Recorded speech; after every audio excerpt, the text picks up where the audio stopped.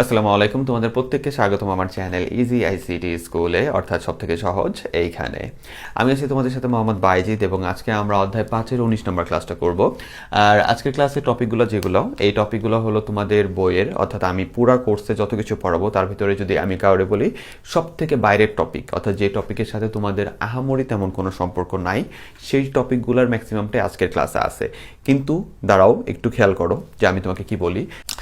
এই দুইটা জিনিস তোমাকে শিখতে হবে, ঠিক আছে? আমি পাওমেদ বলছি বলে আবার তুমি ক্লাসে যা পাওমেদ বলে লাফা উঠো না, ঠিক আছে? এটা এটা না, এটা ছোট ধরনের কিছু আমাদের এক্সপ্রেশনাল ম্যাথ যেটা আর কি, ঠিক আছে, সি এর ভিতরে। তো এটা ছোট্ট 2 মার্কের জন্য, আর এটাও 1-2 মার্কের জন্য আসে, এটাও 1-2 মার্কের জন্য আসে। এই দুইটা একটু দেখবা। আর এই টপিকটা এটা তোমাদের টিচার এবং তুমি সাধারণত তেমন আহামরি এটা সম্পর্কে তুমি জানতে পারবে না, তবে এই দুইটা তোমার জন্য জানাটা খুবই দরকারি, ঠিক আছে? তো তুমি যদি অতিরিক্ত দুর্বল হও বা তুমি যদি চাও যে এটা স্কিপ করবা, এটা তোমার ব্যাপার, এটা স্কিপ করবা তোমার ব্যাপার, ঠিক আছে? কারণ এটা সি এর সব থেকে লেস ইম্পর্টেন্ট টপিকগুলোর ভিতরে পড়ে, কিন্তু বোর্ড কোশ্চেনের জন্য একটা রিস্কি জায়গা হলো ও, ঠিক আছে? বোর্ড কোশ্চেনের জন্য একটা রিস্কি জায়গা ও 4 মার্কের জন্য। এটাকে নেস্টেড লুপ বলে বা প্যাটার্ন কোড বলে। প্যাটার্ন কোড ও একটা বোর্ড কোশ্চেনের জন্য রিস্কি টপিক। সো এটাও শিক্ষাটা তোমার জন্য ভালো, কিন্তু এইটা তোমার জন্য জাস্ট ছেড়ে দিলাম।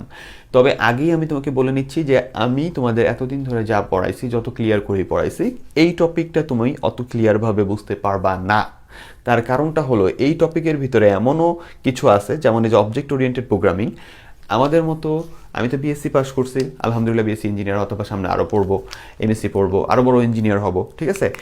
তো এই যে আমাদের লেভেলের স্টুডেন্ট বা অনেক স্টুডেন্ট, আমাদের তো শেষ, তো এই বিএসসি পড়ার সময় 4 বছর পড়াশোনার সময় এমনও ইঞ্জিনিয়ারিং লাইনের স্টুডেন্ট আছে যাদের ভিতরে এমনও স্টুডেন্ট 2 বছর ধরে ইঞ্জিনিয়ারিং পড়তেছে, তাও এই অবজেক্ট ওরিয়েন্টেড প্রোগ্রামিং সম্পর্কে তার ভালো জ্ঞান নেই, অর্থাৎ সে নিজেই বুঝতেছে না আসলে কী শিখতেছে।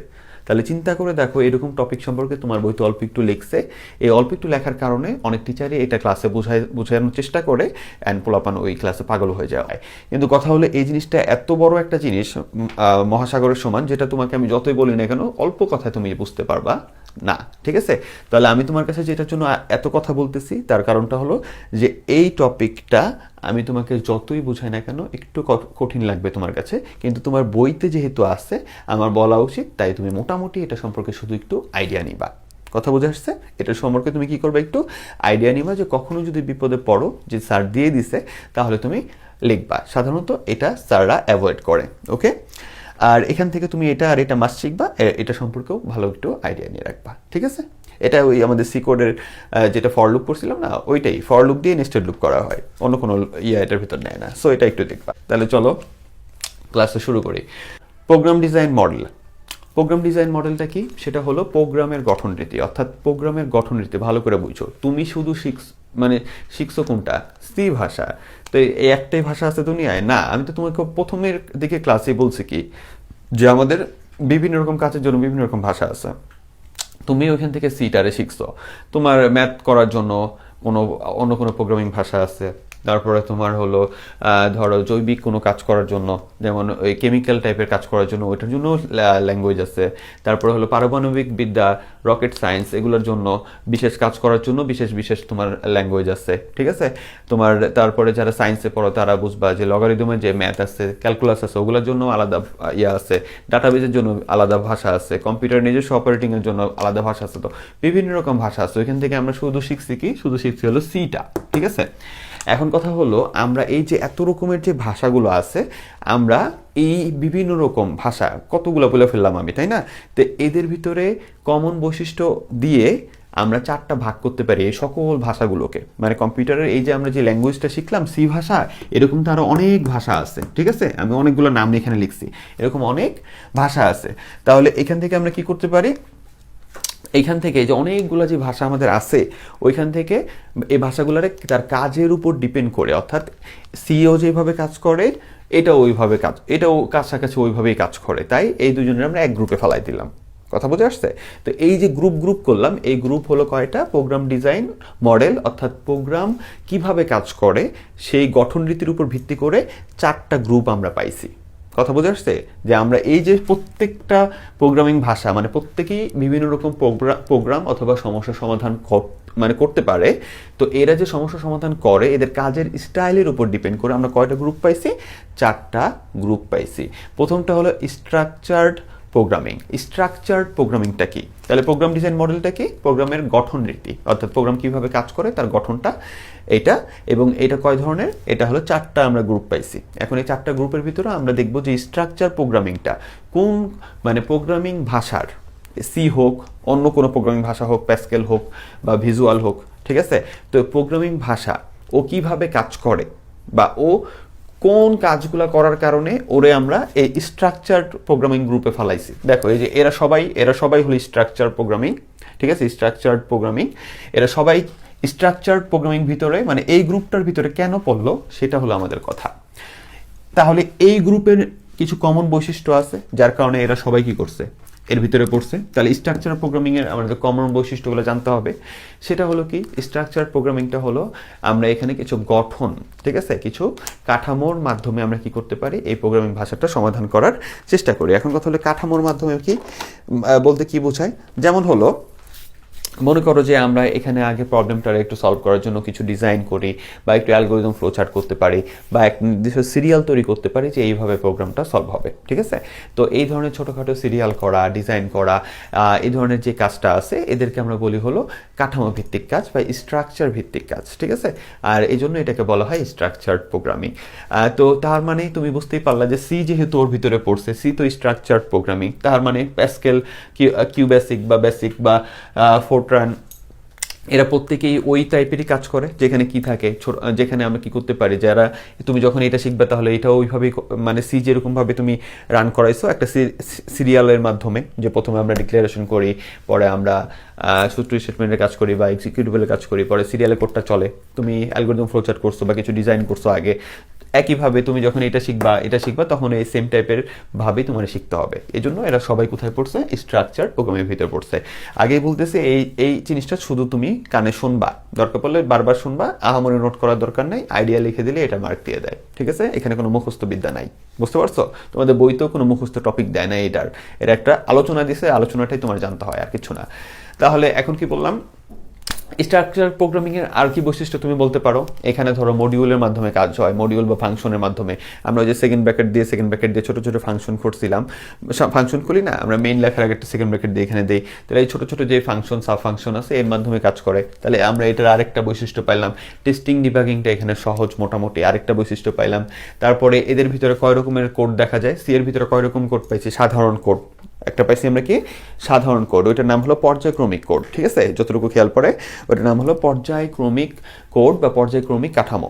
আর এই স্ট্রাকচার প্রোগ্রামের ভিতরে সি এর ভিতরে তুমি কয়টা পাইছো, পর্যায়ক্রমিক কাঠামো পাইছো, তারপরে পাইছো হলো সিদ্ধান্তমূলক কাঠামো পাইছো, তারপরে চক্রাকার কাঠামো পাইছো। এখন কথা হলো বাংলা বলতেছি দেখে বুঝতেছো না, পর্যায়ক্রমিক মানে হলো সাধারণ কোডটা, যেখানে তুমি একটা বৃত্তের ক্ষেত্রফল বের করছো, উপরে ডিক্লারেশন লিখছো, পরে সূত্র লিখছো, কাজ শেষ। এটা হলো পর্যায়ক্রমিক, অর্থাৎ একটার পর আরেকটা কাজ করছো, শেষ হয়ে গেছে।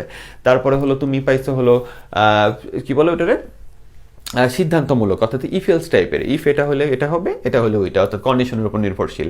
তারপরে তুমি পাইছো কি, তারপরে তুমি পাইছো চক্র আকার, ঠিক আছে? চক্র আকার কোনটা, যেটা এখানে লুপ কাজ করছে, যে for loop, do while loop কাজ করছে। তাহলে আমাদের এই স্ট্রাকচার প্রোগ্রামিং ভিতরে কি হয়, এরকম 3টা ধরনের কাজ আমরা করে থাকি, হয় সাধারণ পর্যায়ক্রমিক, নাহলে আমরা কন্ডিশনাল কাজ করে থাকি, অথবা চক্রাকার বা লুপের কাজ করে থাকি। এই জন্য এই সি এর ভিতরে এই 3 রকমের কাজ করা যাবে, এদের ভিতরেও এই 3 রকমের কাঠামোর কাজ আমরা পেয়ে থাকবো, বুঝতে পারছো? তাহলে এই সাধারণ বৈশিষ্ট্যগুলোর কারণে, সাধারণ এই সকল যে বৈশিষ্ট্যগুলো বললাম, বা এখানে আরো বৈশিষ্ট্য তুমি বলতে পারো, ওই যে লোকাল আর গ্লোবাল ভেরিয়েবল বলছো, তুমি উপরে ডিক্লেয়ার করলে এটা এক একটা ফাংশনের ভিতরে সবার ভিতরে যেটা আলাদা আলাদা গমন করতে পারে, ঠিক আছে? ওই সবার ভিতরে যেটা আলাদা আলাদা ভেরিয়েবল থাকে ওইটার আমরা কি বলি, আলাদা আলাদা, যেটা একজনের জন্য নির্দিষ্ট, ঠিক আছে? সবার জন্য যেটা নির্দিষ্ট ওইটার আমরা বলছি কি গ্লোবাল, আর একজনের জন্য আলাদা ওইটা আরেক জায়গায় আবার আলাদা, ওইটার আমরা বলছি লোকাল। তাহলে এখানে লোকাল ভেরিয়েবল, গ্লোবাল ভেরিয়েবল থাকে, একটা ফাংশন থেকে আরেকটা ফাংশনে মান যাইতে পারে, তো অনেক বৈশিষ্ট্য আছে। এই জন্য এই সকল বৈশিষ্ট্য মিলেই হলো আমাদের স্ট্রাকচার প্রোগ্রামিং, ঠিক আছে? তা আমি এখানে যে কথাগুলো বলছি যদি কখনো ব্যাখ্যা বলতে হয় এগুলো বলে দিলে স্ট্রাকচার প্রোগ্রামিং শেষ। আচ্ছা, এখন যেটা নিয়ে আমি কথা বলবো সেটা হলো অবজেক্ট ওরিয়েন্টেড প্রোগ্রামিং। এটা এমন একটা টপিক যেটা আমাদের ইঞ্জিনিয়ারিংয়ের যে স্টুডেন্টগুলো আছে ওরাই সাধারণত 6 মাস বা 1 বছরে বুঝতে পারে না যে আসলে এখানে কি শেখানো হচ্ছে। তো আমি তোমাদের শিখাইতেছি এমন স্টুডেন্টদের আমি এই সম্পর্কে কথা বলতেছি যাদের আমি এই অবজেক্ট ওরিয়েন্টেড প্রোগ্রামিং এর ভিতরে যারা পড়ে, মানে এই টাইপের কাজের ভিতরে যে সকল ভাষাগুলো পড়ে, যেমন C++, জাভা আছে, তো এই যে যেগুলো আছে এগুলো তোমার আমি শিখাইছি না, আমি তো এগুলো তোমার শিখাই নাই, মানে এইগুলো তো তোমার নাই, এর সাথে তোমার কোনো কানেকশনই নাই। তাহলে যেইটা তুমি জীবনে শিখো নাই, তোমার কোনো কানেকশন নাই, ওই জিনিস সম্পর্কে আমি কথা বলবো, তুমি কিছু বুঝবা না, এটাই স্বাভাবিক, যারা করে তারাই বুঝে না, তাহলে তাদের বোঝানো কষ্ট হয়ে যায়। তাহলে তুমি শুধু শুনো, আমি যা বলবো এটা 10% যদি বুঝো ইটস এনাফ, ঠিক আছে? তাহলে এখন আমাদের এখানে যে কাজটা সেটা হলো অবজেক্ট ওরিয়েন্টেড যে প্রোগ্রামিংটা আছে এটার মানেটা কি, আমি যা বলি খালি শোনো।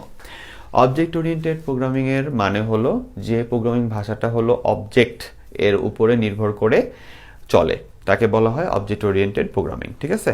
অবজেক্টের উপর ভিত্তি করে যে প্রোগ্রামিংটা চলে তাকে বলা হয় অবজেক্ট ওরিয়েন্টেড প্রোগ্রামিং। তো এখন একটা কথা হলো যে অবজেক্টের উপর নির্ভরশীল, অবজেক্ট বলতে কি বোঝায়? অবজেক্ট বলতে বোঝায় হলো বস্তু। অবজেক্ট বলতে কি বোঝায়? বস্তু নির্ভরশীল প্রোগ্রামিংকে আমরা বলতেছি হলো অবজেক্ট ওরিয়েন্টেড প্রোগ্রামিং।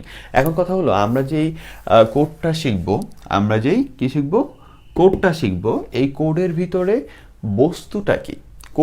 বস্তুটা কি? সাধারণত আমাদের চোখ মানে চাক্ষুষ দিকে যদি বলি, চাক্ষুষ দিকে বস্তু বলতে কি বুঝাইতেছে? চাক্ষুষ দিকে বস্তু বলতে বোঝায় হলো তোমার ধরো তোমার যে বই, খাতা, কলম, পেন্সিল সবকিছুই তোমার বস্তু। আমি যে মার্কার লিখি ওই মার্কারও বস্তু। তাহলে আমাদের প্রোগ্রামের ভিতরেও বস্তু টাইপের কিছু একটা থাকবে, ঠিক আছে? প্রোগ্রামের ভিতরেও বস্তু টাইপের কিছু একটা থাকবে, ওইটার উপর নির্ভর করে আমরা প্রোগ্রামটাকে রান করব, ওইটাকে আমরা অবজেক্ট ওরিয়েন্টেড প্রোগ্রামিং বলি। আরে কত সহজ কথা না, সহজ কথা না, এটার ভিতরে কিছু জিনিস তোমাকে এখন জানতে হবে। সেটা কি, চলো আমরা আলোচনায় তাহলে চলে যাই। দেখো, এই অবজেক্ট ওরিয়েন্টেড প্রোগ্রামিং পড়ানোর সময় আমি এখানে অবজেক্টটা লিখছি, ওই যে বস্তু যেটা বললাম, তো বস্তুটা আমি এখানে লিখছি, ঠিক আছে? বস্তুটা লেখার পরে আমি আবার কি কাজ করছি ভালো করে দেখো, এখানে আবার তোমার উপরে এই যে ক্লাস, ইনহেরিটেন্স, এনক্যাপসুলেশন, পলিমরফিজম, এই জিনিসগুলো লিখছি। এই জিনিসগুলো সম্পর্কে তোমাকে এক কথায় জানতে হবে, ঠিক আছে? আমার লাল মার্কার ভালোটা কোথায় গেল? এই জিনিসগুলো সম্পর্কে তোমাকে জাস্ট এক কথায় জানতে হবে। তাহলে সেটা কি, সেটা একটু পরে জানতে পারবা যে এই জিনিসগুলো আসলে কিভাবে কাজ করে। তো ফার্স্টে তোমাকে বুঝতে হবে হলো বস্তু নির্ভরশীল প্রোগ্রাম বলতে কি বোঝায়। এটার মতো না, ঠিক আছে? তাহলে সেটা কি, সেটা হলো যে মনে করো তুমি এমন কোনো কাজ করতেছো বা এমন কোনো সফটওয়্যার তৈরি করতেছো, এটা খুব অ্যাডভান্স লেভেলের কাজ, তাই থিংকটা একটু বড় করতে হবে, ঠিক আছে? এমন কোনো অ্যাডভান্স লেভেলের কাজ করতেছো যেখানে তোমাকে মনে করো যে বেশিরভাগ টিচার এটা গাড়ি নিয়ে উদাহরণ দেয়, যে তুমি কোনো কার নিয়ে কাজ করবা, কার, ঠিক আছে? অর্থাৎ কার একটা সফটওয়্যার তৈরি করবা যেখানে যে সফটওয়্যারে গাড়ি নিয়ে কাজ করতেছো তুমি। তাহলে ভালো করে বুঝো, এখন এই গাড়ি নিয়ে কাজ করার সময় আমাদের যেটা হবে সেটা হলো যে তুমি এইখানে হোন্ডা টাইপের যে গাড়িগুলো আছে ওই গাড়ি নিয়েও কথা বলতে পারো। বুঝো, তুমি এই সফটওয়্যারটার ভিতরে হোন্ডা গাড়ি নিয়েও, আমি কিন্তু খালি উদাহরণ দিতেছি এবং উদাহরণ আর বিশ্লেষণটাই শুধু তোমাদের আছে, এটার আর কিছু নাই, ঠিক আছে? ওইখান থেকে তোমাকে একটু একটু করে শিখতে হবে, ওই একটুই খালি এখানে জানতে হবে, আর কিছু না। তাহলে মনে করো যে আমি গাড়ি নিয়ে কাজ করতেছি, ঠিক আছে? গাড়ি নিয়ে কাজ করতেছি এবং এই গাড়ির ভিতরে বিভিন্ন ব্র্যান্ড পড়ে, যেমন হোন্ডা পড়তেছে, ঠিক আছে? তারপরে BMW পড়তেছে, তারপরে তোমার অডি পড়তেছে, ঠিক আছে? শর্ট করে লিখলাম। তাহলে এরা সবাই কিন্তু গাড়ি। এই যে আলাদা আলাদা গাড়ির যে নামগুলো আমি বললাম, এরা প্রত্যেকে হলো এক একটা অবজেক্ট আমাদের সি এর ভাষায়। বা তুমি বলতে পারো, মনে করো তুমি ছাত্র বা স্টুডেন্ট নিয়ে কথা বলতেছো কোনো একটা সফটওয়্যারে, কথা না মানে তুমি কোনো একটা সফটওয়্যারে কাজ করবা স্টুডেন্ট নিয়ে, ঠিক আছে? স্টুডেন্ট নিয়ে তুমি কাজ করবা, ঠিক আছে? আর এই সর্বনাশ হাতের লেখা। তাহলে কি করতেছো? STUDENT, স্টুডেন্ট নিয়ে কাজ করবা। এবার তুমি মনে করো যে তুমি রিতা, তারপরে রহিম, আর মনে করো যে রাহাত, তিনটা আর দিয়ে হয়ে গেছে না? তো মনে করো এই তিনটা স্টুডেন্ট নিয়ে তুমি কোনো সফটওয়্যারে কাজ করবা। তাহলে এই তিনটা স্টুডেন্ট হলো আমার জন্য অবজেক্ট, ঠিক আছে?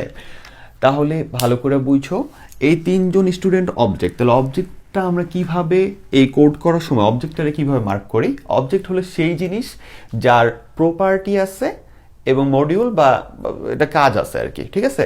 তাহলে এখানে ধরো আমি রাহাতকে স্টুডেন্ট বলছি, রাহাতের কিছু প্রপার্টি অবশ্যই আছে, যে তার হাত আছে, পা আছে, সে এতটা মেধাবী বা এতটা মেধাবী না, ঠিক আছে? এবং সে একটা স্টুডেন্ট কারণ সেই ক্লাসে পড়ে, ঠিক আছে, এবং পড়াশোনা করে। তারপর আবার রহিমের বেলাও কি, তার হাত আছে, পা আছে, সে এতটুকু লম্বা, এতটুকু খাটো, অথবা সেও পড়াশোনা করে এবং এই জায়গায় পড়ে বলে সে একটা স্টুডেন্ট। আবার ওর বেলাতেও আমি এই কথাটা বলতেছি। তাহলে ওদের প্রত্যেকের কি আছে, প্রপার্টি আছে, এবং তারা কোনো না কোনো কাজ করে।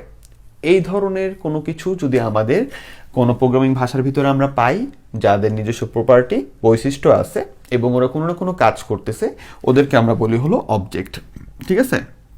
তাহলে এখানে কিন্তু আমরা ভেরিয়েবল নিয়ে কাজ করছি, আমরা এখানেও ভেরিয়েবল নিয়ে কাজ করব, কিন্তু এদের বিশেষ কিছু তোমার আরেকটু হ্যাবিফুল কিছু থাকবে, অর্থাৎ ওদের নিজের কিছু বৈশিষ্ট্য থাকবে, আর কি থাকবে, কাজ থাকবে, ঠিক আছে? তার মানে এরা এইখানের চাইতে এরা আরও কি, আরও হ্যাভি এবং পাওয়ারফুল জিনিস। এরা কোন সেক্টরে কাজ করে? এরা আরও বড় ধরনের সফটওয়্যার তৈরি, হাজার হাজার লাইনের যে সফটওয়্যার আমরা তৈরি করি সেখানে কাজ করে। সেক্টরটা একটু পরে বলবো, ঠিক আছে?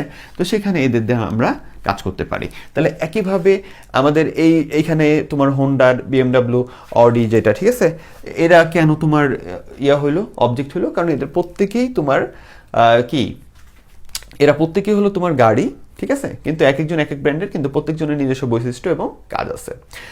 আর এখন কথা হলো, আমি কিন্তু এখানে কার বলে এখানে কিন্তু নেই নাই যে বুলবুলি পাখি, বিএমডাব্লিউ, আর এখানে কিন্তু নেই নাই যে ভাত। মোটামুটি একই ক্যাটাগরির জিনিস নিছি, কিন্তু প্রত্যেকের আলাদা আলাদা কি আছে, বৈশিষ্ট্য আছে, ঠিক আছে? তার মানে তোমাকে এইটুকু বুঝতে হবে যে আমরা যখন এই অবজেক্ট ওরিয়েন্টেড প্রোগ্রামিংয়ের ভিতরে কোনো কাজ করি, তখন আমরা যে অবজেক্টগুলো নিই তারা থাকে মোটামুটি কাছাকাছি, ঠিক আছে? এবার কাছাকাছি কোন সেক্টরে থাকে, কোন সেক্টরে, বুঝছো? সেটা হলো এই যে আমরা গাড়ি নামের একজনকে যে বললাম এখানে তুমি হলা গাড়ি, আর এই যে আমি এখানে যে বললাম তুমি হলো স্টুডেন্ট, তারপরে ওর ভিতরে এরা যে থাকলো, এই জিনিসটার নাম হলো ক্লাস।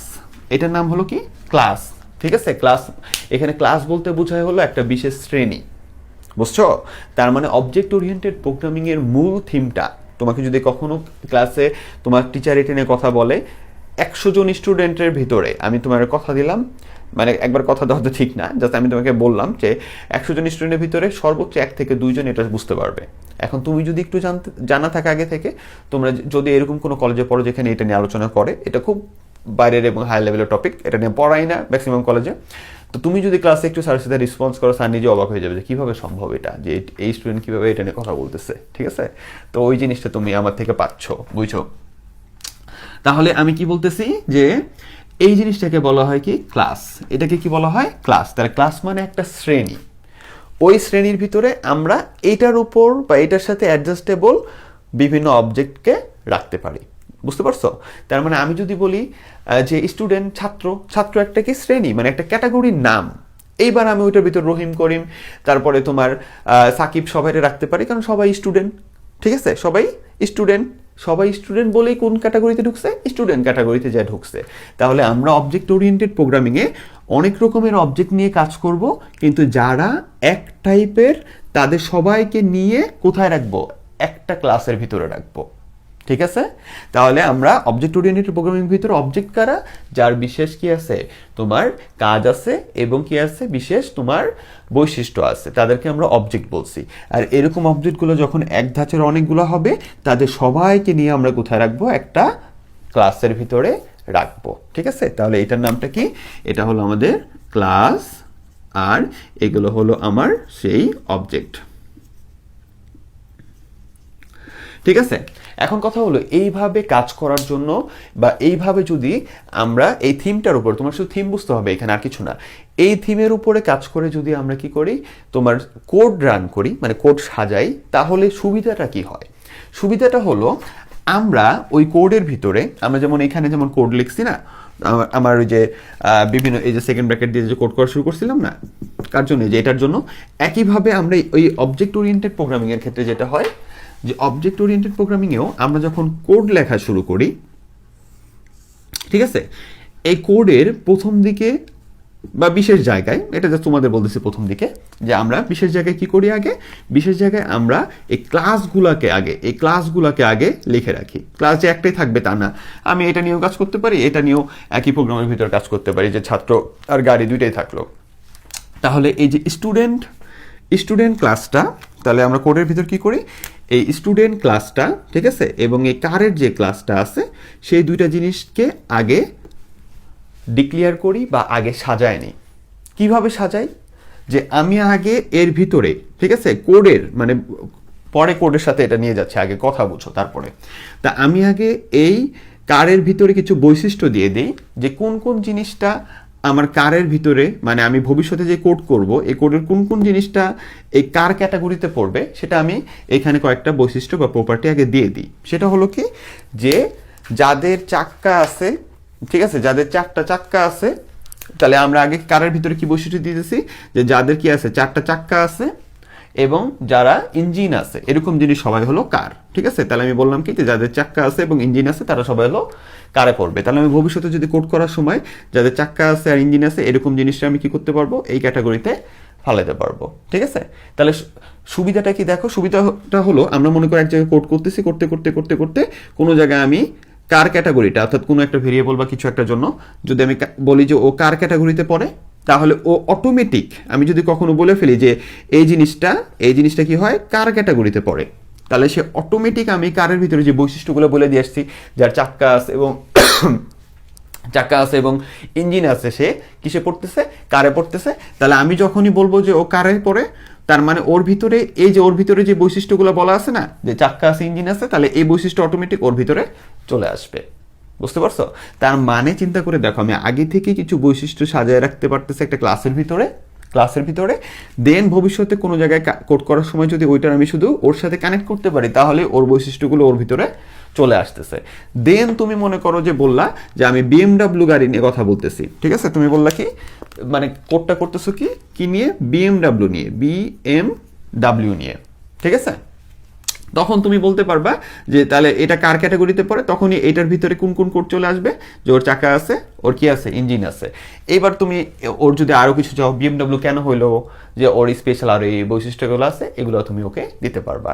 তাহলে এইটাকে বলা হয় প্যারেন্ট ক্লাস, ঠিক আছে। অর্থাৎ এইরকম ক্লাস বর্ণনা করলে তখন ভবিষ্যতে কোডের কোনো একটা অংশকে ওর সাথে কানেক্ট করতে পারলেই এইখানে যে বৈশিষ্ট্যগুলো আগে বলা আছে ওইগুলোও এই জিনিসের ভিতরে চলে আসে অটোমেটিক, ঠিক আছে। আর অটোমেটিক চলে আসতে আমাদের কোডের ক্ষেত্রে ওই বিশাল কোড যে করব তার ভিতরে অনেক কাজই আমাদের কি হয়ে যায়, আগে থেকে সাজানো থাকে বলে এগুলা তোমার এই চলে আসতেছে, যে এখান থেকে ও পাচ্ছে, যে এই পাওয়ার মাধ্যমে আমাদের অনেক বৈশিষ্ট্য। দেখো এখানে যদি আমি 10টা বৈশিষ্ট্য বলতাম, কোন বৈশিষ্ট্য বলছে, যে ওদের ভিতরে অ্যাডজাস্টেবল, অর্থাৎ ওদের সবার ভিতরে কমন যে জিনিস, ওটাই কিন্তু এখানে আগে বলে রাখছি। তাহলে আমি যখন ওরে নিয়ে কাজ করব, ওরে শুধু ওর সাথে কানেক্ট করে দিলেই এখানে 10টা বৈশিষ্ট্য ও পেয়ে যাবে। আবার যখন ওরে নিয়ে কাজ করব, তখন ওরে কোনোভাবে ওর সাথে কানেক্ট করে দিলেই ওই 10টা বৈশিষ্ট্য ও পেয়ে যাবে। ওরে নিয়ে কাজ করব, ওর সাথে কানেক্ট করে দিলেই ওই 10টা বৈশিষ্ট্য ও পেয়ে যাবে। এরপরে তুমি অডিট স্পেশাল আবার বৈশিষ্ট্য, আলাদা বৈশিষ্ট্য লিখতে পারো, BMW আলাদা বৈশিষ্ট্য, ওই 10 জনের সাথে আবার 11-12 করে যোগ করতে পারলা। দেন তোমার এখানে কি বলছিলাম, হোন্ডার সাথেও তুমি কি করতে পারলা, এই 10টা বৈশিষ্ট্য পাইলো, দেন আবার তুমি এক্সট্রা কিছু বলতে চাইলে বললা। তার মানে এদের আলাদা বৈশিষ্ট্যগুলোও তুমি করে রাখতে পারতেছো, আর একটা কথার মাধ্যমে একবারে অনেকগুলা বৈশিষ্ট্য তার ভিতর ইনপুট করাই দিতে পারতেছো। এই যে বড় একটা থিম আমি তোমারে বুঝাইলাম, এই থিমটাকেই বলা হয় অবজেক্ট ওরিয়েন্টেড প্রোগ্রামিং। অর্থাৎ এখানে অবজেক্টগুলো বেস করে, যে এক একটা অবজেক্টকে ধরে ধরে আমরা কাজ করি, এবং এদেরকে ধরে কাজ করার জন্য আমার একটা কি লাগে, ক্লাস লাগে, ঠিক আছে। একটা কোডের ভিতরে এরকম অনেকগুলো ক্লাস থাকতে পারে। আর এই যে ক্লাস থেকে বৈশিষ্ট্য পাস হইতেছে তার টাইপের কিছুর উপরে, ঠিক আছে, টাইপের কিছুর উপরে যে বৈশিষ্ট্যটা আসতেছে বা পাস হচ্ছে, এটাকে বলা হয় ইনহেরিটেন্ট। এটাকে কি বলে, ইনহেরিটেন্ট বা ইনহেরিটেন্স। অর্থাৎ এটা হলে তোমার সব টিচার এইভাবে বলে যে বাবার সম্পত্তি সন্তান যেভাবে পায়, ঠিক আছে, তেমনই এই যে ক্লাসের বৈশিষ্ট্য যে অবজেক্ট পাচ্ছে, ঠিক আছে, এই একটা প্যারেন্টাল ক্লাস থেকে যে তার নিচের ছোট ছোট যে গ্রুপগুলো আছে, ফাংশনাল যে ছোট ছোট জায়গাগুলো আছে, ওরা যে বৈশিষ্ট্যগুলো পাচ্ছে, এটাকে বলা হয় ইনহেরিটেন্স।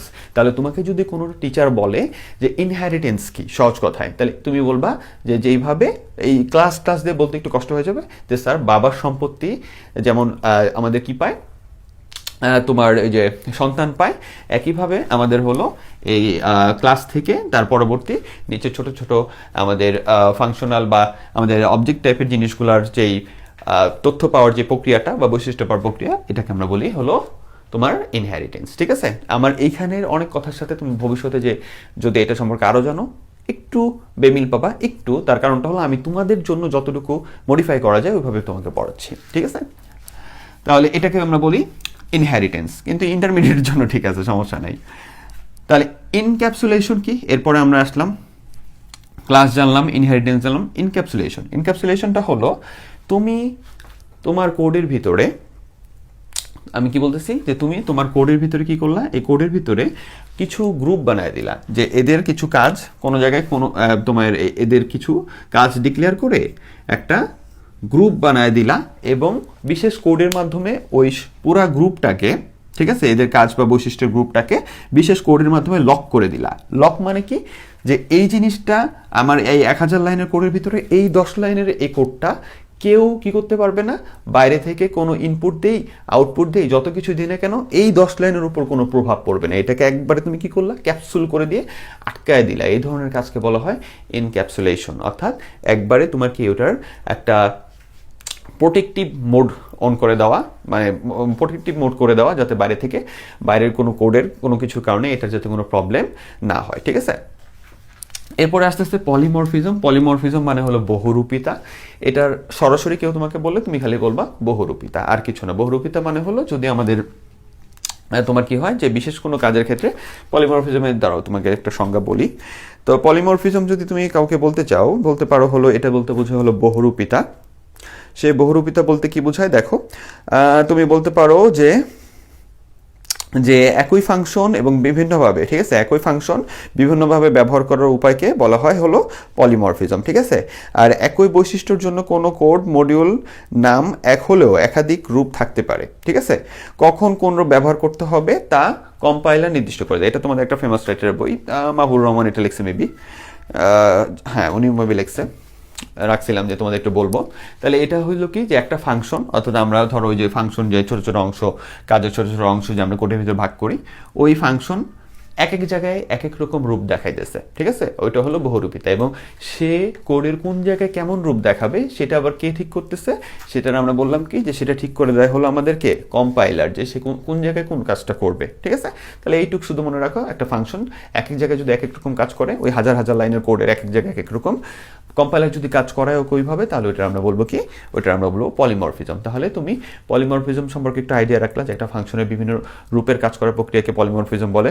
ইনহেরিটেন্স, এটা হলো তোমার কি হয়, একটি তোমার বৈশিষ্ট্য, কিছু বৈশিষ্ট্য যদি এক ক্লাস থেকে তোমার কি হয় অন্য ক্লাসে তোমার কি হয়, তোমার পাস হয়, উত্তরাধিকারের মতো, উত্তরাধিকার সূত্রের মতো কি হয়, যায় আর কি, তাহলে ওইটাকে আমরা বলতেছি কি, ওইটাকে আমরা বলতেছি কি, যে তোমার ইনহেরিটেন্স। আর এনক্যাপসুলেশনটা কি বলছি, যে এনক্যাপসুলেশনের মাধ্যমে আমরা কি করে দিই, যে একটা বিশেষ কোড গ্রুপকে আমরা কি করে দিই, যে ওইটা একবারে আমরা প্রোটেক্টিভ মোড করে দিই, অর্থাৎ আমরা কি করতে দিই না, ওইটার উপরে আর অন্য কোনো অবজেক্ট বা অন্য কোনো কাজ ওইটার ভিতরে কি করতে পারবে না, বাইরে থেকে কি করতে পারবে না, অ্যালাউ হবে না, বা বাইরে থেকে ওইটার উপরে কোনো অ্যাকশন করতে পারবে না। এই ধরনের কাজকে আমরা বলি হলো তোমার ইনক্যাপসুলেশন। জানি না কতটুকু বুঝছো, বাট যতটুকু বলছি আমার মনে হয় এইরকমটা এতটুকু বলার মতো সামর্থ্য অনেক টিচারের আছে কিনা জানি না, আল্লাহর রহমতে এইটুকু বলছি, যা বুঝছো ওইটুকুই মাথায় রাখো, দরকার বলে আবার শুনো। এখন দেখো এইটা কোথায় ব্যবহার হয়। মনে করো যে এই কোড, এই এত পেঁচানো কোড করে আমার লাভটা কি, এই এত পেঁচানো কোড করে আমার লাভটা কি জানো, সেটা হলো যে তুমি যখন করবা, কি বলো ওইটারে, ওই ফেসবুক, মনে করো তুমি ফেসবুক বানাইছো, ফেসবুকে 2 দিন পর পর নতুন প্লাগইন আসে না, প্লাগইন মানে কি বলতেছি, মানে নতুন নতুন সেট আপ আসে না, যে তুমি হঠাৎ করে দেখতেছো এখানে লাইভ বাটন আসছে, তারপরে দেখতেছো হোম বাটনের ভিতর নতুন কিছু আসছে, তারপরে মনে করো যে নতুন কোনো যদি কিছু মেনু টেনু ঢুকে, তাহলে কি তোমার ফেসবুকের কাজ কি উল্টাপাল্টা হয়ে যায়? উল্টাপাল্টা কিন্তু হয় না, তোমার ফেসবুকের টোটাল কাজটা যা ছিল তাই থাকে, শুধু নতুন আরেকটা জিনিস এটার ভিতর অ্যাড হয়ে যায়। ঠিক আছে, এই টাইপের কোনো এত বড় প্ল্যাটফর্ম টাইপের যে তুমি পরিবেশ বানানোর জন্য বা তোমার সফটওয়্যার বা অ্যাপ্লিকেশন বানানোর জন্য সাধারণত আমাদের অবজেক্ট ওরিয়েন্টেড প্রোগ্রামিংটা ব্যবহার হয়। ওইখানে সুবিধা হলো আমরা এই যে ক্লাস ধরে, ঠিক আছে, ক্লাস বা অবজেক্ট ধরে কাজগুলো করে হাজার হাজার লাইনের কোড, লাখ লাখ লাইনের কোডগুলো সাজানো থাকে। দেন তুমি যদি কোনো কিছু নতুন প্রবেশ করাইতে চাও, তাহলে শুধু আবার নতুন এই যে এরকম ক্লাস তার অবজেক্ট এরকম ধরে একটা ডিজাইন করে শুধুমাত্র তুমি মাঝখানে বসাই দিবা, এই নতুন জিনিসটাও তোমার ওই কোডের ভিতরে ইনসার্ট হয়ে যাবে। যেই জিনিসটা এটার ভিতরে কিন্তু পসিবল না। এখানে কিন্তু সব কিছু পরে মডিফাই করতে হবে তোমার, ওই প্রথম ফাংশন, দ্বিতীয় ফাংশন, গ্লোবাল ভেরিয়েবল, এই ভেরিয়েবল, সেই ভেরিয়েবল সব নিয়ে কাজ করতে হবে। কিন্তু এইখানে তুমি জাস্ট এক একটা অংশ সাজানো ছিল, ওইটা যেভাবে আছে ওইভাবেই কাজ করবে, আর নতুন আরেকটা তুমি অংশ কোড করে ওইটার ভিতরে আবার কি করতে পারবা, দিয়ে দিতে পারবা। এই জন্য ফেসবুকে 2 দিন পর নতুন নতুন তুমি টুল বার বা সামথিং পাও। কথা বুঝে আসছে? ওগুলো এইভাবে তৈরি করা হয়। এগুলো অনেক দূরের কথা, অনেক বড় সড়ো কথা রে ভাই। তাহলে চলো এবার আসি আমরা এর পরের টপিকে, তোমার ভিজুয়াল প্রোগ্রামিং। ঠিক আছে, ভিজুয়াল প্রোগ্রামিংটা কি? ভিজুয়াল প্রোগ্রামিংটা এটা বলতে জাস্ট 2 মিনিট লাগবে, 1 মিনিট লাগবে। সেটা কি, তোমরা অনেক সময় দেখো যে তোমরা একটা মজার জিনিস দেখো, সেটা হলো কি, তোমরা একটু দেখো তো ওই যে কি বলো এটা, ঠাকুরমার ঝুলি, তারপরে কিছু ছোট ছোট কার্টুন দেখো না, যেখানে লড়ে, হাত লড়ে, এরকম তোমরা কিন্তু ফেসবুকে দেখো যে একটা ছোট পেনের মতো জিনিস দিয়ে নাড়ানাড়ি করতেছে, হাত নড়তেছে, এই নড়তেছে, সেই নড়তেছে, এটা দিয়ে একটা কার্টুনের ভিডিও বানাইতেছে। তাহলে এই যে এটাকেই বলা হয় ভিজুয়াল প্রোগ্রামিং। ভিজুয়াল প্রোগ্রামিং মানে হলো যেটা চোখে দৃশ্যমান, কোড নট ইম্পর্টেন্ট, কোড পিছনে জেনারেট হয়। ঠিক আছে, তুমি ভিজুয়াল জিনিস দিয়ে কাজ করো। যেমন একটা পুতুলের মতো কিছু একটা আছে, ঠিক আছে, পুতুলের মতো কিছু একটা আছে, তুমি হাত এই নাড়াচ্ছ, এটারে সেভ করলা যে আমি এই বাটনে ক্লিক করলে হাত নাড়াবে, দেন তুমি এটা সেভ করছো ওইভাবে, দেন বাটনে ক্লিক করলেই তোমার কি হচ্ছে, হাত নাড়াইতেছে, হ্যালো দিতেছে। তাহলে এই ধরনের কাজ, অর্থাৎ ভিজুয়াল জিনিস যেটা তুমি চোখে দেখতে পাও। আমি জাস্ট পুতুলের কথা বললাম, এইভাবে গেম টেম সাজানো হয়, অ্যানিমেশন সাজানো হয়, তারপরে বিভিন্ন রকম অ্যানিমেটেড কাজ করা হয়, এইভাবেই করা হয়। ঠিক আছে, তাহলে যেইখানে তুমি কোড করার সময়, কোড না এটা আসলে এই প্রোগ্রামিংটা হলো ভিজুয়াল মানে এখানে দৃশ্যমান জিনিসগুলোকে আমরা কি করি, নিজেরা সহজেই কি করতে পারি, নাড়াচাড়া করার মাধ্যমে এটার একটা ছোট ধরনের তোমার আউটপুট তৈরি করতে পারি। সেটাই হলো আমাদের কি, সেটাই হলো আমাদের এক ধরনের তোমার ভিজুয়াল প্রোগ্রামিং। এইটার কাজটা খুবই ভালো, তোমরা ইনশাল্লাহ বড় হলে শিখো, ভালো ভিজুয়াল প্রোগ্রামার হইতে পারলে খুব ভালো। এখান থেকে তুমি বিভিন্ন জিনিস তৈরি করতে পারবা, অ্যানিমেটেড জিনিস তৈরি করতে পারবা, জিনিসটা খুব মজাদার। ঠিক আছে, তোমরা এনজয় করতে পারবা। তাহলে ভিজুয়াল প্রোগ্রামিংটা কি, এটা হলো এমন একটা প্রোগ্রামিং সেক্টর যেখানে আমাদের সকল কাজকর্ম কি হয়, ভিজুয়াল ডিপেন্ডেন্ট জিনিসের উপর দিয়ে হয়। ঠিক আছে, ভিজুয়াল নির্ভরশীল, অর্থাৎ যেটা দৃশ্যমান আছে এরকম জিনিসের উপর আমরা নাড়াচাড়া করেই কি করি, কাজ করি। এটা জাস্ট জানার জন্য, এটা আসে না তেমন একটা। তো উদাহরণগুলো দিয়ে দিচ্ছি, উদাহরণগুলো একটু তুমি শিখা নিও। ঠিক আছে, এর ভিতরে তোমরা যদি নেটে চাইলে তোমার স্ক্র্যাচের যে কাজ আছে এটা দেখতে পারো নেটে, যদি এটা তোমাদের বইতে নাই, কিন্তু এটা আমি তোমার দেখতে বলছি এই কারণে যে এর কাজটা খুব ইন্টারেস্টিং। দেখলে তুমি দেখবা যে পুতুল নাচতেছে, কার্টুন দৌড়াদৌড়ি করতেছে, ওই টাইপের জিনিসগুলো এখান থেকে বানানো যায় খুব সহজে। এরপরে হলো ইভেন্ট ড্রাইভেন। এটা তোমাদের এই সবগুলোর ভিতরে আরও ডাউনের টপিক, তাও একটু বলি। ইভেন্ট ড্রাইভেনের উদাহরণ আমি দিই না এই কারণে, কারণ আমাদের ভিজুয়াল প্রোগ্রামিংয়ের কিছু কিছু টপিক এখান থেকে, বা জাভার কিছু কিছু অংশ, তারপরে এই যে MS এক্সেস, এগুলোকে ইভেন্ট ড্রাইভেনের অংশ বলা হয়। ঠিক আছে, বলা হয় সরাসরি না। ইভেন্ট ড্রাইভেনটা আসলে এমন একটা, এটা একটা ক্যাটাগরি। ঠিক আছে, এটা একটা ক্যাটাগরি যে টাইপের কাজটা এরাও কিছু কিছু হলে করে, এই টাইপের জিনিসগুলো কিছু কিছু হলে করে। এই জন্য আমি এটা স্পেসিফিক কোনো উদাহরণ দিইনি। তুমি চাইলে MS এক্সেসটা এর ভিতরে উদাহরণ হিসেবে দিতে পারো, বা জাভা দিতে পারো কিছু কিছু ক্ষেত্রে।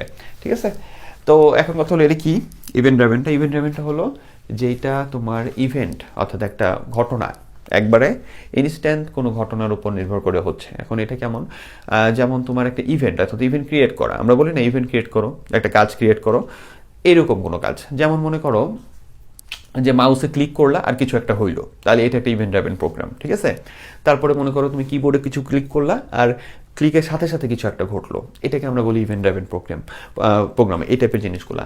বা মনে করো তুমি যখন MS ওয়ার্ড চালু করো, MS ওয়ার্ড চালু করলে দেখো যে সকল টুলবার উপরে আছে, লেখার সাইজ বড় করো, এই করো, সেই করো, কালার চেঞ্জ করো, এই করো, সেই করো, কিন্তু যতক্ষণ পর্যন্ত তুমি ক্লিক না করতেছো ততক্ষণ পর্যন্ত কিন্তু ওটা রান করে না। তুমি যখনই কোনো কিছু ক্লিক করো সাথে সাথে তোমার কি দেখায়, রেজাল্ট দেখায়। তার মানে ইভেন্ট ড্রাইভেন প্রোগ্রাম হলো এমন একটা প্রোগ্রাম সিস্টেম যেখানে একসাথে পুরা ফাংশনে যত কিছু আছে সব কিন্তু রান করে না, শুধুমাত্র যেটা প্রয়োজনীয়, যেটার উপর তুমি কাজ করো, ঠিক আছে, ওই জিনিসটাই তোমার এখানে একবার ইনস্ট্যান্ট ঘটে, এবং এটাকে আমরা বলি ইভেন্ট ড্রাইভেন প্রোগ্রাম। এই জিনিসটা সম্পর্কে কোনো জায়গায় তেমন একটা আলোচনা নাই, আমি আমার যতটুকু ক্ষুদ্র জ্ঞান সেটা দিয়ে চেষ্টা করছি, ভুল হলে অবশ্যই আমি ক্ষমা প্রার্থী, তবে এরকমটাই জিনিসটা। ঠিক আছে, তাহলে এইবার চলো আমরা এই আমাদের ফাইনাল টপিকগুলো যাই, এবং এইটাই একটু মনোযোগ ভালোভাবে দিও। এখন আমরা যেটা পড়বো সেটা হলো লাইব্রেরি ফাংশন। একটু কথাটা বুঝো যে লাইব্রেরি ফাংশনটা কি, এটা আমরা ক্লিয়ার হব। তার আগে তোমাকে একটু জানতে হবে ফাংশনটা কি। এটা এখন বর্তমানের এই টপিকটা একটু কম তোমাদের বইতে আলোচনা করা আছে, এই জন্য আমি শুধু প্রয়োজনীয় টপিকটা নিছি, কিন্তু আরেকটু বলি সেটা একটু শুনো। ফাংশনটা হলো যখন আমরা কোনো নির্দিষ্ট সমস্যা সমাধানের জন্য অনেকগুলো স্টেটমেন্টকে একটা নির্দিষ্ট ব্লকে রাখি বা রাখা হয় যদি কোনো প্রয়োজনে, তাহলে ওইটাকে বলা হয় হলো ফাংশন। ঠিক আছে, যখন কোনো নির্দিষ্ট সমস্যা সমাধানের জন্য অনেকগুলো স্টেটমেন্টকে একটা ব্লকের ভিতর রাখা হয় তাকে বলা হয় তোমার কি ফাংশন। ঠিক আছে, এখন কথা হলো এটা আমরা বুঝবো কিভাবে। এটা বুঝতে গেলে একটা জিনিস আগে একটু মনে রাখো, ফাংশন টাইপের জিনিসগুলোর শেষে সাধারণত ফার্স্ট ব্র্যাকেট থাকে। ঠিক আছে, এই যে ফার্স্ট ব্র্যাকেটের ভিতরে লেখা থাকে টুকটাক, আবার কিছু কিছু জায়গায় অন্যরকম হতে পারে, ওটা পরে বলতেছি। তো সাধারণত এরা তুমি চিনতে পারবা হলে এরকম ফার্স্ট ব্র্যাকেট টাইপের জিনিসগুলো থাকে, আর ভিতরে আমরা টুকটাক কাজও করি। ঠিক আছে, তো এদেরকে আমরা ফাংশন বলি। এখন কথা হলো তাহলে নির্দিষ্ট কিছু কাজের সমাধানের জন্য নির্দিষ্ট কিছু স্টেটমেন্টে কী করছি, নির্দিষ্ট কোনো কাজকে সমাধানের জন্য নির্দিষ্ট কিছু স্টেটমেন্টকে কোনো একটা ব্লকে জমা রাখলে ওইটাকে বলে ফাংশন। তার মানেটা কি? তার মানেটা হলো যে দেখো এই টাইপের আমি যে প্রিন্টএফ স্ক্যানএফ লিখছি, আরও কিছু জিনিস আছে। ঠিক আছে, গেট ক্যারেক্টার আছে, পুট ক্যারেক্টার, এরকম কিছু জিনিস আছে। এই সবগুলো জিনিসকে রাখা আছে হলো এই যে stdio.h নামের তোমার হেডার ফাইলের ভিতরে। ঠিক আছে, এটার আমরা studio.h বলে, অনেক টিচার আবার স্টুডিও বলে রাগ করে। তো stdio.h এর ভিতরে রাখা আছে। যখনই আমরা বুঝতে পারছি যে আমাদের কোডটা ইনপুট আউটপুট টাইপের, তখনই আমরা কি করছিলাম যে কোডের ভিতরে প্রিন্টএফ স্ক্যানএফ লাগবে, ওই যে প্রথম ক্লাসের কথা। তখন আমরা আগে কি করছি, ওই যে হ্যাশ ইনক্লুড দিয়ে এটা যুক্ত করে নিয়েছিলাম কোডের ভিতরে। তার মানে কি, তার মানেটা হলো এটার ভিতরে এরকম একটা হেডার ফাইল বা এরকম একটা লাইব্রেরি টাইপের জায়গায় এই জিনিসগুলো কি করা আছে, এগুলোর কাজগুলো আগে থেকেই ওইখানে স্টোর করা আছে। ওইটাই আমি বললাম যে যখন কোনো নির্দিষ্ট সমস্যা সমাধানের জন্য যদি কিছু স্টেটমেন্ট মানে কাজ টাইপের জিনিসগুলো আগে থেকে কোনো ব্লক আকারে কোনো জায়গায় জমা থাকে, ওইটাকে আমরা বলি ফাংশন। তাহলে এই যে এই জিনিসগুলো আমরা আগে থেকেই আমাদের কম্পাইলের ভিতরে জমা আছে। কারো জমা করে দিচ্ছে, যারা এই ভাষাটা তৈরি করছে তারাই জমা করে দিচ্ছে। বুঝতে পারছো? তাহলে ওইটাকে বলা হয় ফাংশন। ফাংশনটা সাধারণত দুইটা প্রকার বলা হয়, একটাকে বলা হয় লাইব্রেরি ফাংশন, একটাকে বলে কি লাইব্রেরি ফাংশন, আর আরেকটাকে বলে ইউজার ডিফাইন ফাংশন। ঠিক আছে, আমি লাইব্রেরি ফাংশনটাও আমি লিখে দিছি, ইউজার ডিফাইনটা আমি শুধু একটু বলে দিব, একটু মাথায় রেখো। লাইব্রেরি ফাংশনটা কি? লাইব্রেরি ফাংশনটা হলো এই যে এই টাইপের জিনিসগুলোকে বলা হয় লাইব্রেরি ফাংশন। ঠিক আছে, এই যে উপরে লিখে দিছি যে সি কম্পাইলারে কতগুলো বিল্ট ইন ফাংশন থাকে, সেগুলোকে বলা হয় লাইব্রেরি ফাংশন। বিল্ট ইন মানে কি, অর্থাৎ তুমি যখন সিটা ইনস্টল করছো এই জিনিসগুলো সি এর ভিতরে আগে থেকেই দেওয়া আছে। সি এর ভিতরে এই জিনিসগুলো আগে থেকে দেওয়া আছে, তুমি দাও নাই, তুমি জানো এটা দরকার, তাই তুমি কি করছো, কিভাবে ব্যবহার করতে হয় ওইভাবে ব্যবহার করছো। ঠিক আছে, তাহলে এই জিনিসটাকে বলা হয় লাইব্রেরি ফাংশন। তাহলে কোনগুলো লাইব্রেরি ফাংশন? তাহলে ফাংশন কয় প্রকার বলছি? দুই প্রকার, library function, user define function. User define ফাংশনটা আমি বলবো একটু পরে, যে আমাদের আরেকটা ফাংশন কি আছে, আমরা এটা হলো একে কি পড়তেছে লাইব্রেরি, আর আরেকটা হলো ইউজার ডিফাইন। ঠিক আছে, ইউজার ডিফাইন ফাংশন আরেকটা। এটার অনেক কিছু আছে, একটা শুধু কথা বলবো, বলা দরকার তাই বলবো। ঠিক আছে, অনেক কিছু আছে, সবগুলো বলবো না, এটা একটু খেয়াল করো। তাহলে আমরা যদি সিটা নিয়ে কাজ করি, সির ভিতরে যদি আগে থেকে কিছু দেওয়া আছে, এটার কাজ আগে থেকে দেওয়া আছে, ওইরকম জিনিসগুলোকে বিল্ট ইন মানে যেটা আগে থেকেই কোম্পানিগতভাবে বানানোর সময় দিয়ে দেওয়া হয়েছে, ওইটা নিয়ে আমাদের কোনো কাজ নাই। সরি, আমরা নতুন কিছু বানাইতে পারবো না, ওইটা যেইভাবে আছে ওইভাবেই ব্যবহার করতে হবে। সেই জিনিসটাকে আমরা বলি বিল্ট ইন, মানে আগে থেকেই দেওয়াই আছে, আমরা শুধু কি করতে পারবো, ব্যবহার করব, ওইটা আগে থেকেই বানানো আছে ভিতরে। তাহলে এই জিনিসগুলো, এই যে আমি ধরন বলে দিছি যে এই জিনিসগুলো যে প্রিন্টএফ স্ক্যানএফ গেট সিএচ, তারপরে সিএল আর এস সি আর। ঠিক আছে, এটা হলো সাধারণত একটা ছোট একটা কাজ আছে তোমার, ওই ক্লিয়ার টাইপের জন্য কাজ করে। ঠিক আছে,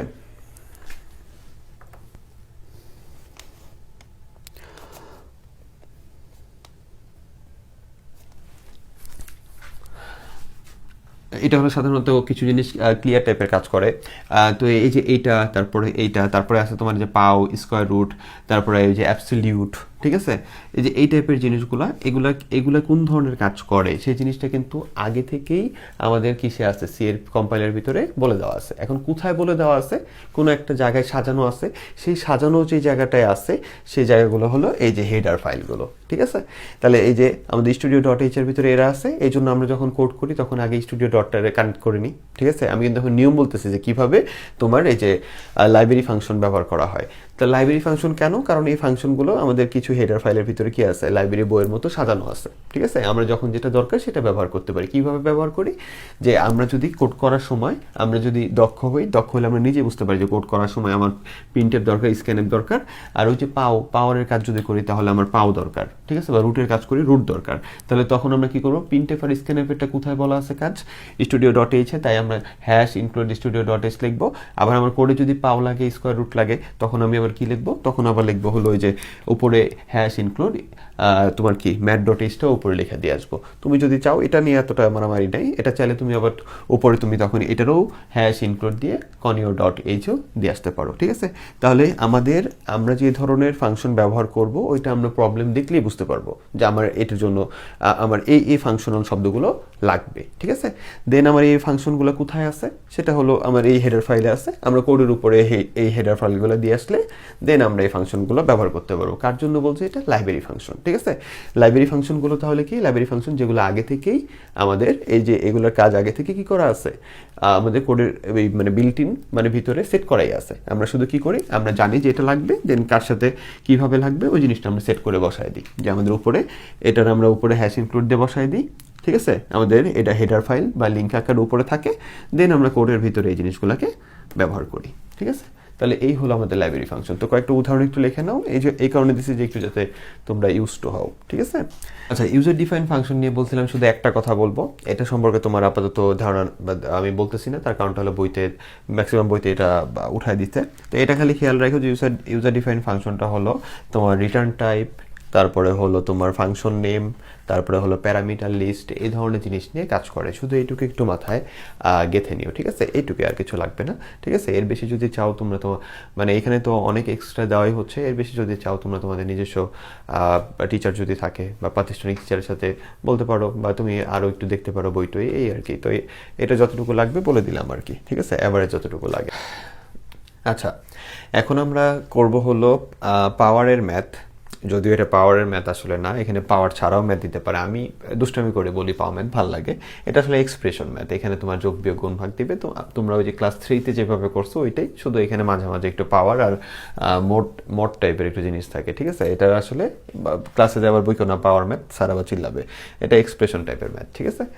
আর এই ম্যাথটা করার পরে আমরা ক্লাসে শেষ করে দিব। নেক্সটেড লুপটা আমরা আগামী ক্লাসে দিব। আগামী ক্লাসে আমরা লসাগু, গসাগু, ফ্যাক্টোরিয়াল এই টাইপের কোডগুলো দেখব, এবং তারপরে আমাদের যে আছে অ্যারের কাজ আছে, ওইটা করলে আমাদের অধ্যায়টা শেষ হয়ে যাবে। তারপরে আমরা বোর্ড কোশ্চেন করা শুরু করব। তাহলে চলো এই ম্যাথটা কীভাবে করে একটু দেখি। এই ম্যাথটা একটু পাওয়ার টাইপের জিনিস থাকলে একটু খেয়াল রাখো। পাও মানে কি, যদি কখনো পাও, খেয়াল তো আছে না, পাও মনে করো 5,2 দেওয়া আছে, এটার মানেটা কি? এটার মানেটা হলো 5 স্কোয়ার। এটাকে বলা হয় বেজ, এটাকে বলে কি বেজ, আর এটা কি আপার পাওয়ার। ঠিক আছে? আপার পাওয়ার মানে উপরে পাওয়ারটা। তাহলে এটার মানটা কত? 25। একইভাবে যদি আমি এখানে দিতাম 4, এখানে দিতাম 5, তার মানে এটা কি, এটা হয়তো কি তোমার 4 এর উপরে 5। এবার ক্যালকুলেটরে তুমি 4 টু দি পাওয়ার 5 করে দেখো কত হয়। অথবা তুমি এটার আবার এইভাবে লিখতে পারো 4 ইন্টু 4 ইন্টু 4 ইন্টু 4 ইন্টু 4। ঠিক আছে? এটার বেলায় তুমি লিখতে পারো 5 ইন্টু 5, তুমি গুণ করেও দেখতে পারো। এই হলো তোমার পাওয়ার কাজটা ছিল। তো চলো আমরা ম্যাথ দুটো করে মিলাই, দেন আমাদের ক্লাসটা শেষ করি। আমাদের এখানে কি আছে দেখো, এখানে আমরা কাজ করতেছি হলো পাওটা রেখে দিলাম। ক্লাস 3-তে যেভাবে ম্যাথ করছো ওইরকমই ভাগের কাজ, ফার্স্ট ব্র্যাকেটের কাজ, এগুলো আমরা আগে করব। তো এটা হলো ভাগ। 6কে তোমার 3 দিয়ে যদি ভাগ করো, 2 দিয়ে ভাগ করলে কত হয়? 3 হয়। প্লাস 4কে 2 দিয়ে ভাগ করলে কত হয়? 2 হয়। তাই না? এই যে কমার কমা যা আছে ওইভাবেই চলতে থাকবা। এই মোট মানে হলো পার্সেন্ট, পার্সেন্টেজের কাজ করছি না আমরা সি করে ওইটা, এটার মানেটা কি, এটাকে আমরা এটা দিয়ে ভাগশেষ করব, অর্থাৎ ভাগশেষ কত থাকে, 5 3-এর ভিতর কয়বার যায়, 2বার যায়, 5 দুগুণে 10, 13 যায় না, 11 12 13, আরো 3 লাগে, যত বাকি থাকে ওইটা হলো আমাদের কি, ওইটা হলো আমাদের ভাগশেষ। ঠিক আছে, তাহলে একটু খেয়াল করো যে এই মডটা মানে হলো ভাগশেষ। ঠিক আছে, দেন আমাদের কত আসলো, -4 × 2 8 প্লাস হলো 7 সমান সমান হলো পাও। তাহলে পাও এবার আছে কি, যখন দুইটা সংখ্যার কাজ একটা রূপান্তর হবে তখন এই ফার্স্ট ব্র্যাকেটের দরকার নেই, যেমন 3 আর 2-তে 5, তখন আর এই ফার্স্ট ব্র্যাকেটটার দরকার নেই। ঠিক আছে, কমা 3, দেন কি -8 প্লাস 7, অথবা তুমি এখানে সরাসরি তুমি চাইলে এখানে -1 লিখতে পারো, এটা তো পারো অন্তত নাকি, আল্লাহই জানে। ঠিক আছে, তারপরে তোমার কি আছে, এটার মানে তাহলে কি 5⁻³ সমান সমান বা -1। ঠিক আছে, তাহলে এটার মানেটা কি, এটার মানেটা হলো, এটার মানেটা কি, এটার মানেটা হলো তোমার 1 2 5, ক্যালকুলেটরে করে দেখো, 5⁻³ আর -1-এ এই যে -1, তার মানে আমাদের অ্যান্সার কত আসলো, 1 2 4। ঠিক আছে, 125 থেকে 1 বিয়োগ করলে এত আসে। এই লাইনটা নিচে লিখো, নিচে নিচে লিখো, সাইডে লিখে দিলাম আমি, নিচে নিচে লিখো, এটা নিচে লিখো, তারপরে এটাও নিচে লিখো। ঠিক আছে, তাহলে এবার এটা করো, তাহলে এখানেও কত আসতেছে দেখো, তোমার আসতেছে হলো পাও, তারপরে তোমার থাকতেছে হলো এখানে 3 5 15, 5 থাকতেছে, মাইনাস হলো 9-কে 3 দিয়ে ভাগ করলে 3 গেল, ও আরেকটা ব্র্যাকেট আছে, তারপরে কি কমা, এখানে 17 মোড 5, 5-এর ঘরের নামটা গুনো, কতবার যায়, 3 5 15, 17 হইতে কত লাগে, 16 17 2, তাহলে এখানে হয় 2 ডাইরেক্ট, এটার জন্য 2 ডাইরেক্ট লিখলাম, শেষ। তাহলে যে ব্র্যাকেট, এই যে ব্র্যাকেট। ঠিক আছে, -4 প্লাস কত, 3 2 6 প্লাস 7, অর্থাৎ যেগুলো কাজ করা যাবে, গুণ ভাগ যেগুলো যেগুলো করা যাবে সেগুলো আগে আগে করে ফেলবো, সমস্যা নাই।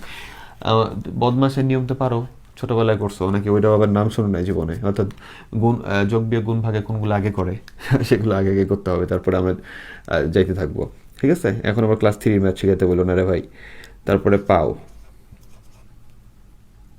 পাওয়ার পরে আমাদের কি হবে, এখান থেকে 2 হয়, 5 থেকে 3 বিয়োগ করলে, কমা 2, এই যে 2টা, দেন মাইনাস। ঠিক আছে, এবার মাইনাস থাকলো, আগে কি করবা, যোগের কাজগুলো করে দাও, সমস্যা নেই তো। 6 আর 7 কত হয়, -4 প্লাস 13, এই দুটো যোগ করে দিলাম। ঠিক আছে, তারপরে কি আছে, এটার মানে কত, এটার মানে হলো 2⁻2 -4 প্লাস 13, 2⁻2 মানে কত, 4 -4 প্লাস 13 সমান সমান কত, 4 থেকে 4 বাদ দিলে কত হয়, 0, মানে এই দুটো তো বাদ, তাহলে কত থাকে, শুধু 13 থাকে। তাহলে এটাই হলো আমাদের অ্যান্সার। আর এখানে অ্যান্সার আসছে কত, এখানে আসছে হলো 1 2 4, এটাই হলো আমাদের অ্যান্সার। তো এই হলো আমাদের ম্যাথ। তো এইভাবে তুমি টুকটাক, এগুলো কিন্তু 2 মার্কের জন্য আসে প্রায় সময়, অথবা নৈমিত্তিকে ছোট একটা দিয়ে হয়, বলে এটা অ্যান্সার কত, নিচের কোনটা অ্যান্সার। তো এইভাবে তোমাকে একটু করে দেখতে হবে। তো এই ছিল আমাদের আজকের ক্লাস। আমরা নেক্সট ক্লাসে ইনশাল্লাহ আরো বড় বড় টপিক নিয়ে আসতেছি।